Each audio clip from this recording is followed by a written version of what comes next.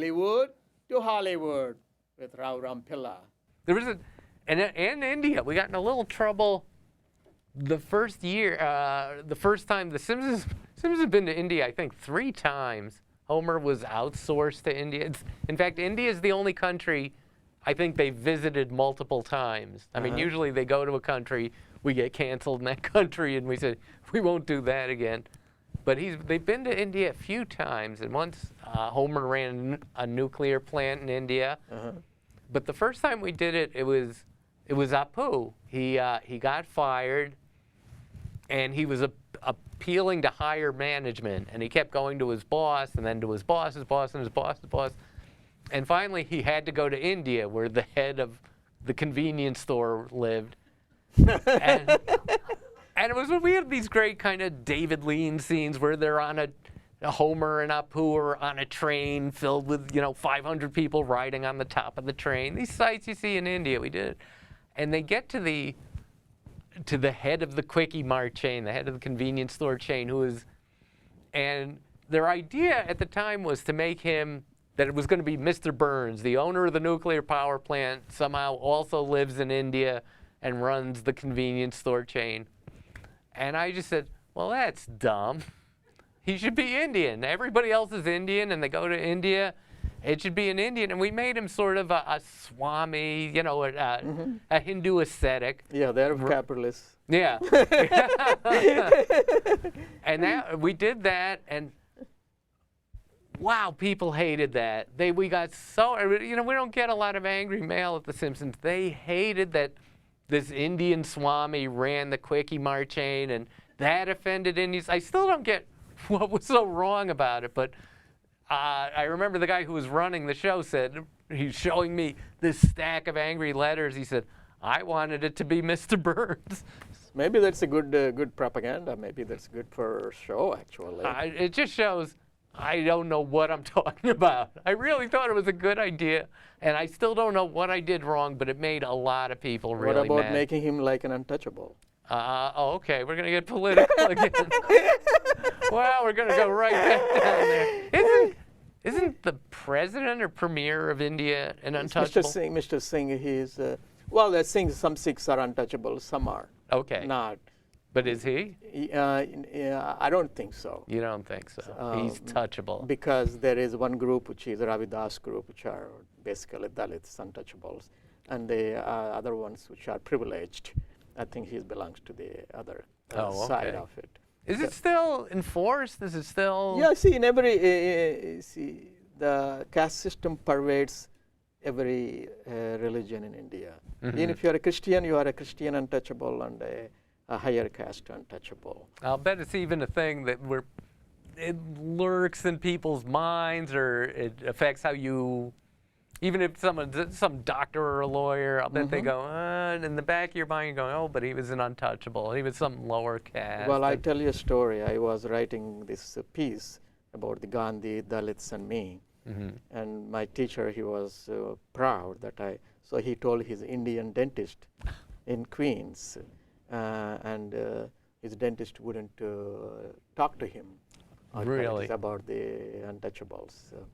But that's they are like the gays. The guys, anyone downtrodden. But is Simpson a downtrodden? Are the Simpsons downtrodden? They're all right. They're average Americans. Yeah. They're white middle class people. Although it's another key, I think, to the success of the show is they're not white. They're yellow.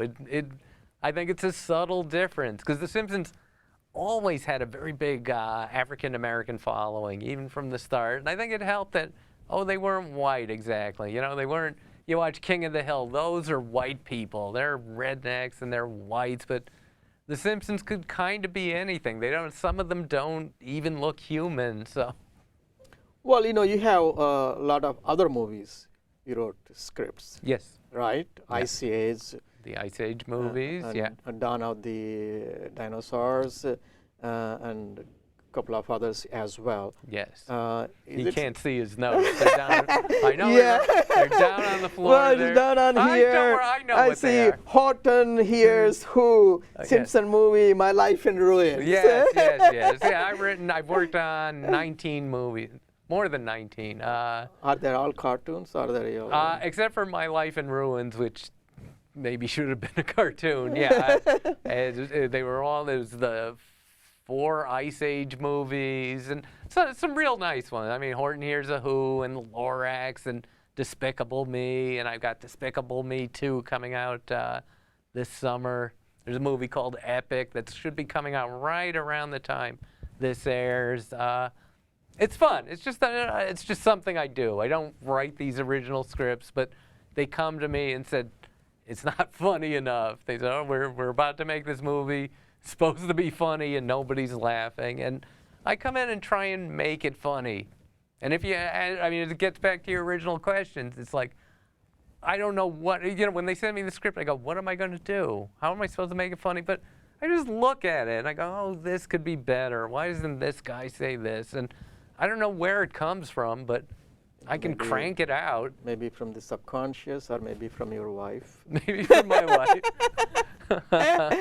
I use a lot of my wife. I was realizing she's turned up, and she was a character on the Larry Sanders Show. Oh, and really? Yeah, they used my wife, and there was a couple of Simpsons episodes where my wife figures prominently. Especially, there's one where Marge becomes a cop. Really? And it was because my wife was studying to become a cop. She was going to become a cop, and In New York City? no, this was in Los Angeles, and Oh. she got very far. I mean, they were very happy to have a beautiful Harvard-educated woman saying, "I want to be a cop," and they go, "Yeah, okay." And I had to be Homer Simpson and say, "No wife of mine's going to be a cop." I love police, but I didn't want my wife coming home with a bullet, with a gunshot wound in the head or something. So. How is to be like in Harvard? I mean, I always thought these are all geeks. These are all geeks? I mean, geeks in the sense, we always thought in the law school, especially in India, the backbenchers are the good lawyers because they know about the society. If you are sitting in the front, you're first class at Harvard, you go write law review articles. You don't become a good lawyer. You can't go before the jury and really fight. But here it is also structured. So, you coming from a Harvard, and it could be intellectual, maybe structured, high class. How did you get into this nitty-gritty comedy, which really touches the human sense? Yeah, well, it's a kind of funny story, which is when I was a kid, for my 13th birthday, I think my parents they knew I liked comedy and jokes, and they gave me a book, a big red coffee table book called A Century of the Harvard Lampoon. Harvard has this humor magazine, the Harvard Lampoon, the first humor magazine in America. When was it? It started in 1876. Oh, it was before you. Yes, I thought you started I it. wasn't born till, I was born in the 1890s. Then this was 1876. And it had been around. It's produced a lot of famous writers. It produced John Updike came out of there, and Robert Benchley, and George Plimpton, and the guy who played Herman Munster. He was on the Harvard Lampoon. Conan O'Brien was there. Mm-hmm. So I read this big book of comedy from this college humor magazine, and that's when I decided I wanted to go to Harvard. And that was the only reason I went to Harvard. And I have to say, I got there and I hated the place. I still hate the place. I hated the education, hated the faculty, it's a very overrated institution. And now I got there and I managed to get on the humor magazine and had a great time. Had fun. That's where I met all the people I work with. About half the Simpsons writers come out of Harvard, and I met my wife at Harvard, but I don't hold that against them. But the institution, I have nothing good to say about it. I just don't think I got a good education. I know they do not care about their students at all. They bring in extremely bright and accomplished people and then do absolutely nothing for them. and then for the rest of their lives, Harvard takes credit for everything they achieve. I mean, did you help the Harvard Lampoons, or Lampoons helped you?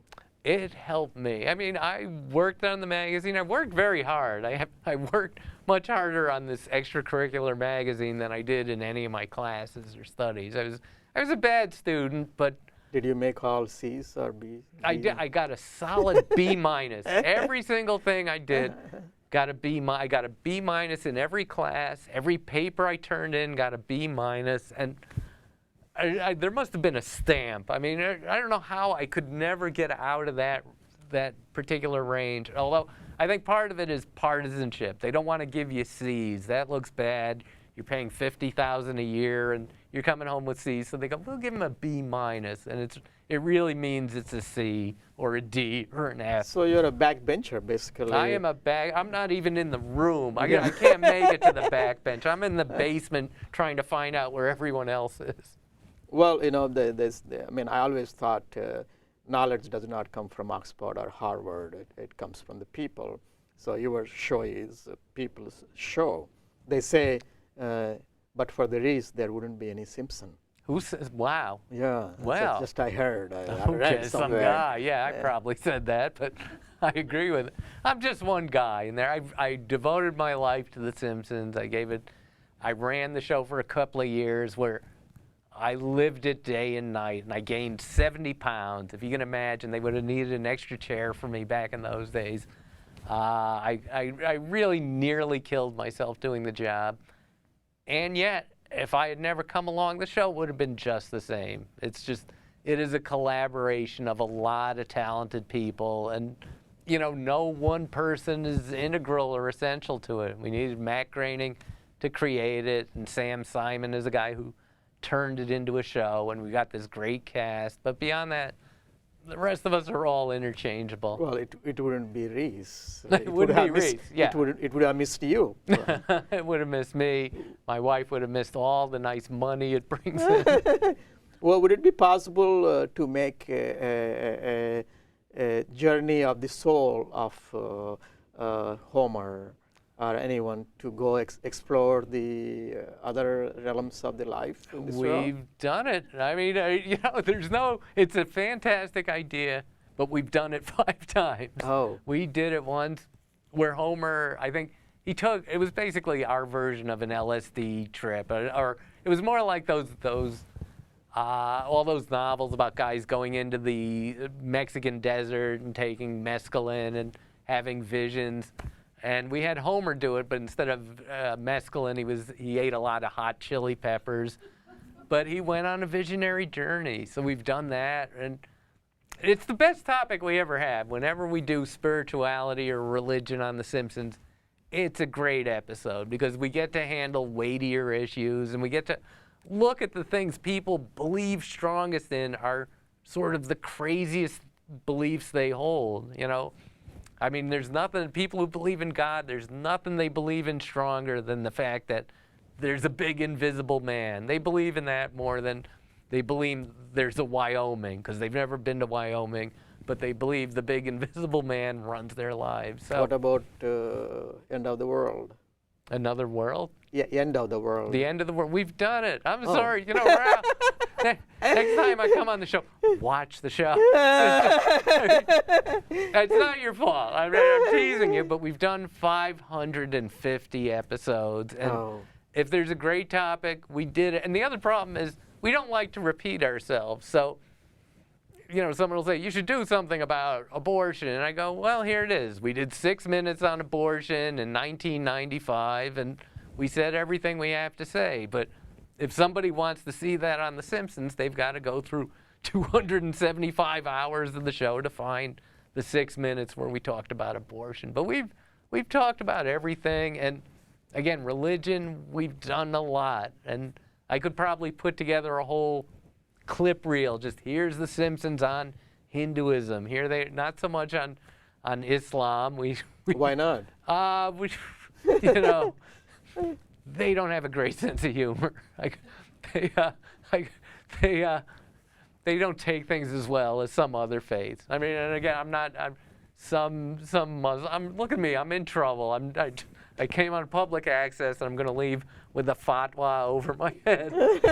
What about Judaism? Or Judaism? We've done it. We've done 3 or 4 episodes on that. And I got to say, unlike the French who don't love The Simpsons coming to France, Jewish people, oh, they love those Jewish episodes. And I've gone around the country to Jewish film festivals and Jewish community centers showing our Jewish-themed episodes, showing Krusty the Clown getting bar mitzvahed or getting, we do one because Krusty the Clown is Jewish. I know you don't watch the show. I did watch some shows, Okay. but not everyone. I know, you can't catch them all. But Krusty, we've done a few of them. Krusty's father is an Orthodox rabbi, and they were estranged, and we get them back together in one episode. So the Jews love it. The Jews, and partly the Jews love it because, again, even though they write the shows and direct and produce the shows, they're not represented. You don't see a lot of Jewish actors on TV. And so they love it when The Simpsons does something about Judaism. Everybody, almost everyone loves to see themselves on the show. Is there anything you haven't done on The Simpsons? It's very tough. No, we did. I was going to say, they've never been on a cruise. And every year I come in and say, why don't The Simpsons take a cruise? Millions of people take a cruise. They did it last year. Now I got nothing to beef about. No, I can't think of anything we haven't done. And whenever somebody walks in with a fresh idea, I mean, we jump for joy. One guy came in a couple of years ago and said, why doesn't Homer become a Catholic? If he was a Catholic, he could go to church on Sunday and go through confession and come out guilt-free. And we go, wow, what a great idea. Where has that, the show had been on for 19 years. Nobody thought of that great idea. And you get a lot of great jokes about Catholics and priests and the Pope and stuff. And we did that episode, and that was it. It was such a thrill to have a great, meaty, fresh idea. And then, well, that was it. Then we did it. Now we can't do it anymore. Could he become an actor? He's been an actor. Oh, gosh. He's been a clown. He's been an actor. He's been a voice of a cartoon character. You're not going to hit it tonight. I mean, it's you keep pitching, and I'll just keep sitting here. Yeah. Because one of my teachers said, most of the people, they play only one key on the piano in their life. It's a 9-to-5 job, and it will be wonderful if they can play all the 88 keys. Right. So Homer is the ideal artist, given he's playing all the keys. You everything can plug that is him possible. into anything. Yes, I mean, I have a theory about The Simpsons that it's based on the stupidity of mankind and all the stupid things people do. And there was a time, let's say under Bill Clinton, there were at least a few years there where everything was pretty good. People weren't acting crazy. There weren't so many problems. The economy was great. And The Simpsons suffered for it. The Simpsons suffered because the world wasn't going to hell for a change. And then a couple of years later, George W. Bush comes in, and we had 9/11, and then the economy tanked, and all of that has been fantastic for The Simpsons. It's just been a real shot in the arm because now people are stupider and crazier than ever, and it makes for good TV. But you also wrote a play. I did. I Am in Connecticut. It's called I'm Connecticut, and I like how all these things actually they come together. It looks like you had a plan. It's because I do have a plan, but it doesn't work. It is a cosmic plan. No, because I grew up in Connecticut, and I was speaking at the University of Connecticut, and somebody said to me, there's never been a play about Connecticut. You should write that. And again, I go, wow, a fresh idea. There's never been a play about Connecticut, and the idea really stuck with me. And I'd never written a play in my life, but this idea came, and I started writing a play about Connecticut, about a guy from Connecticut, about how he feels he is the spiritual embodiment of Connecticut. Because people know Connecticut is a lovely place. It's a nice place. It's just not interesting. There's nothing interesting to say about it. And they don't have a great accent the way they do in New York or Boston. And there's just nothing that distinctive about Connecticut. And the play is about a a guy who feels his troubles in life, his troubles on the dating scene are that he's just like Connecticut. He's nice and pleasant and the most boring man in the world. So that was the play. I wrote I'm Connecticut because nobody had done it. It was a fresh turf. And the play, we did it in Connecticut, of all places, and it was a big hit. It set box office records and was named Best Play of the Year. And we're doing it in June in Connecticut, but it's coming back. I'm just curious because I mentioned that because, writing a play is different from writing a cartoon series. Yes. So how you adjusted yourself? I know you are gifted and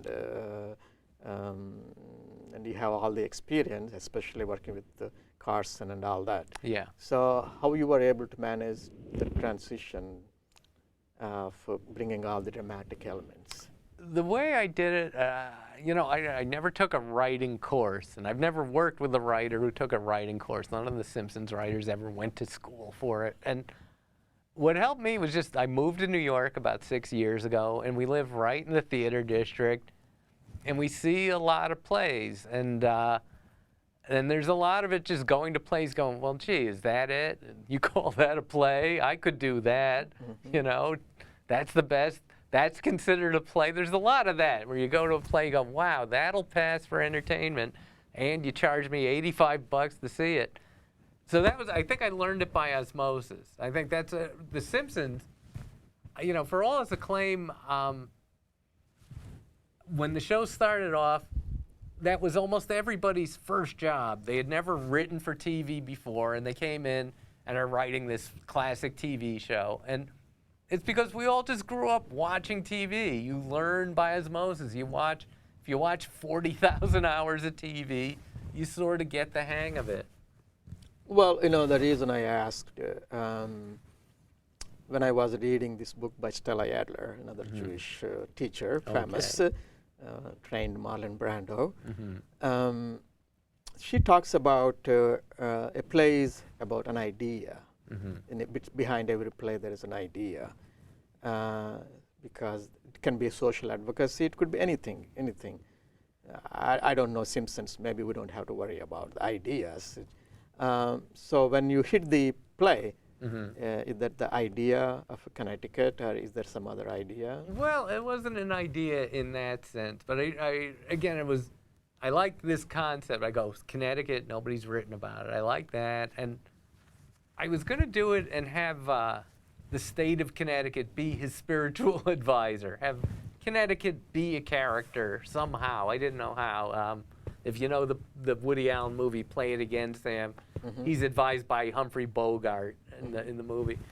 So I did that, and I said, well, gee, if Connecticut is a character, why can't New York be a character, and Florida? And suddenly, I said, wow, everybody will have all the states kind of be characters, and the states will act the way people from those states act, There'll be California's a character, and he's kind of laid back and kind of spaced out, and Boston's this tough-talking, gruff character, and he gets into a fight with New York over who's tougher and who's more cocksure and self-confident.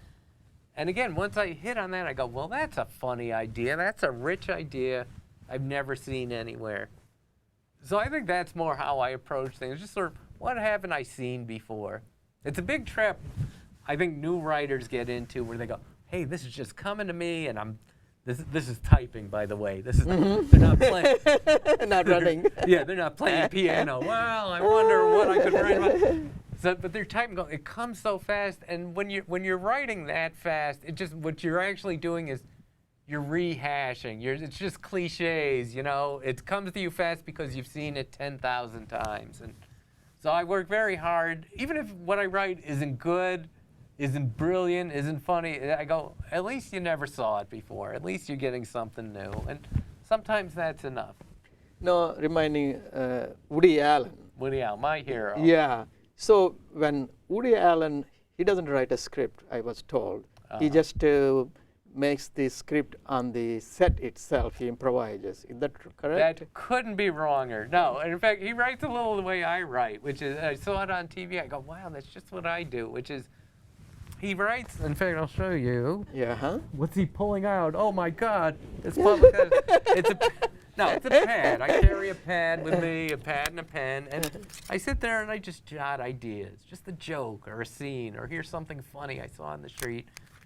And when I fill a couple of pages, I transcribe it to the computer, and I just put it on a list. Here's a bunch of ideas. Here's funny jokes I could use somewhere. Here's ideas. Here's characters. Lots of random files. I don't know if I'll use them, if I'll ever use them. And I saw Woody Allen does that, but sort of in a pre-computer way. He jots things down on napkins and matchbooks. And it was the funniest thing to see. He just throws them all in a big drawer, and then when it's time for him to write a movie, he'll reach in the drawer and pull out scraps of paper, and he goes, yeah, that goes with that, and maybe we'll use some of that. But he writes a script.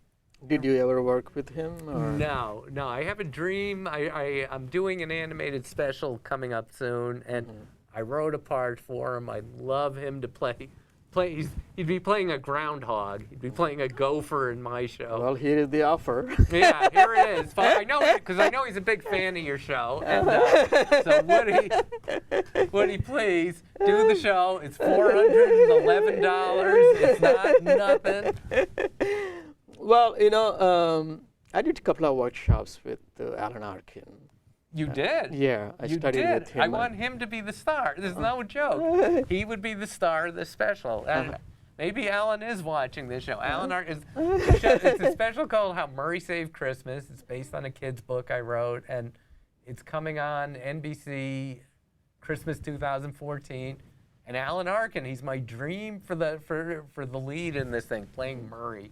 So tell me about Alan Arkin. Well, he cleared my mind. I used to get confused. He said, raw intention. If you don't know what you are doing, don't ever get on that stage. You will be fumbling. And I couldn't relate to objects and all these words they use, but when he said intention, I could understand because I was trained in criminal law. I came to school first. So for every crime, there has to be an intention, that's mens rea, and a physical act. So that hit me, and then it changed my acting. But after